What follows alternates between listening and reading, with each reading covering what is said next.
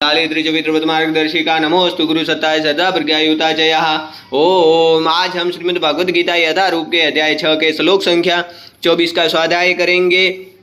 सह निश्चयेन योक्तवयोः योगो अनिर्वणन् चेतसः संकल्प प्रभवान् कामान् त्यक्त्वा सर्वान् शेषतः मन सेवेन्द्रिय ग्रामं विनियम्य समन्ततः।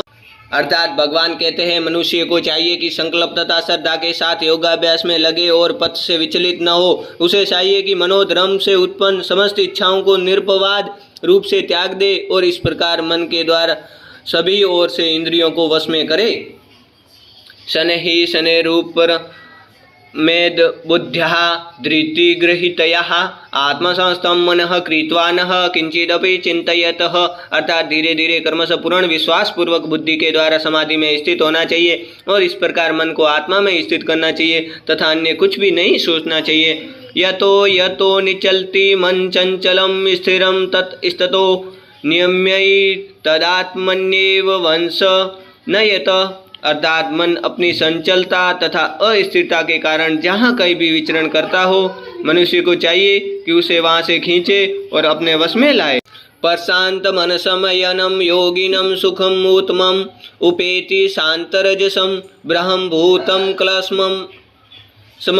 अर्थात जिस योगी का मन मुझ में स्थिर है, अर्थात भगवान कहते हैं कि जिस योगी का मन मुझ में स्थिर रहता है वह निश्चय ही दिव्य सुख की सर्वोच्च सिद्धि प्राप्त करता है। वह रजोगुण से प्रेय हो जाता है। वह परमात्मा के साथ अपनी गुणात्मक एकता को समझता है और इस प्रकार अपने समस्त विगत कर्मों के फल से निवृत्त हो जाता है। युञ्जनेवं सदात्मानं योगी विगत कलश्मः सुखेन ब्रह्म संस्पृशमत्यन्तं सुखम अश्नुते। अर्थात इस प्रकार योगाभ्यास में निरंतर लगा रहकर आत्मा स्वयं योगी समस्त भौतिक क्लेश से मुक्त हो जाता है और भगवान की दिव्य प्रेमा भक्ति में परम सुख प्राप्त करता है। सर्वभूत स्थमात्मानं सर्वभूतानि चात्मनि ईक्षते योगयुक्तात्मा सर्वत्र समदृषणः।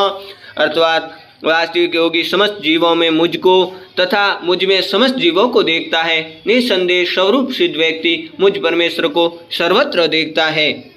यो मां पश्यति सर्वत्र सर्व च मयि पश्यति तस्याहं नः प्रणश्यामि स च मे न प्रणश्यति। अर्थात भगवान को जो सर्वत्र देखता है और सब कुछ मुझ में देखता है, उसके लिए न तो मैं कभी अदृश्य होता हूँ न वह मेरे लिए कभी अदृश्य होता है।